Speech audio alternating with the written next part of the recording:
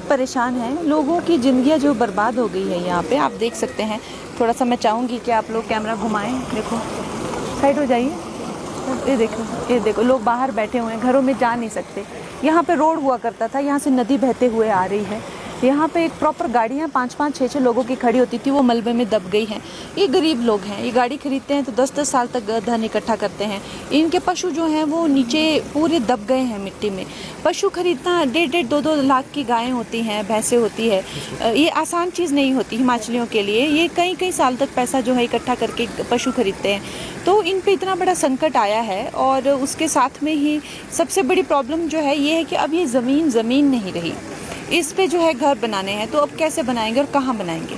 तो मैं ये स्पेशल रिक्वेस्ट जो है मैं सेंटर में करूँगी कि ये जो थुनाग का एरिया है इसके लिए स्पेशल पैकेज दिया जाए, क्योंकि यहाँ पे जो कांग्रेस की सरकार है ये एकदम करप्ट गवर्नमेंट जिसे कह सकते हैं। पिछली बार भी जो रिलीफ फंड दिया था, इनके अपने पेट नहीं भरते तो ये जनता को क्या देंगे।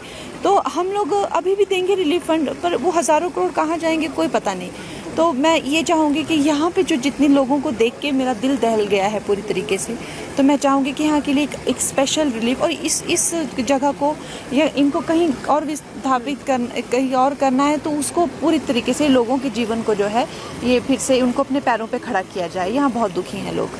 तो ये डिजास्टर रिलीफ हो गया या डिजास्टर का जो काम हो गया, वो मेरे पास कोई कैबिनेट तो है नहीं। मेरे पास मेरे 2 भाई हैं जो साथ साथ चले रहते हैं यही मेरा कैबिनेट है और यही मेरा सारा। तो ये 2 हैं। अब देखो, जिसकी मैं पहुंच तो जाती हूँ, लेकिन मेरे जो हक में है और मेरे जो स्कोप ऑफ वर्क में है, तो यही है कि मैं केंद्र से अपना रिलीफ फंड लेके आऊं। ना मेरे पास खुद अपने फंड्स हैं डिजास्टर रिलीफ को लेके, ना मेरे पास कैबिनेट है और ना मेरे पास अधिकारी हैं, और ना ही मेरे पास और किसी तरह की। एमपी की एक लिमिटेड वर्क होती है जो किसी पार्लियामेंट तक होती है।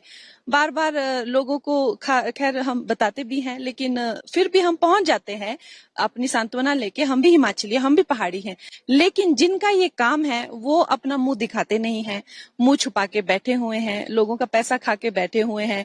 अब सेंटर से पैसा आता है तो मेरे राहत कोष में तो मतलब मेरे पास तो ऐसा कोई फंड है नहीं डिजास्टर जो मेरे पास आएगा।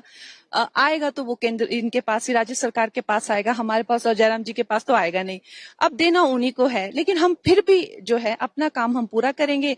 एक हमारी जो हैसियत है, हमारा जो हमारा we are very small in the scheme of things अगर देखा जाए तो। I am not saying in terms of policy making में या किसी तरीके के कानून लागू करने में यस हमारी कोई कैपेसिटी होती है, लेकिन स्टेट में ऑपरेशंस में हमारी इतनी कैपेसिटी नहीं है। मैं तो कहूंगी पंचायत जितनी भी नहीं है एमपीज की।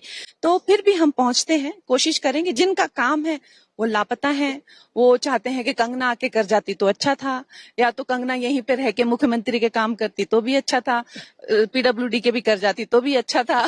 तो खैर उनको क्या कहें, अब हमसे जो बन पड़ेगा हम जरूर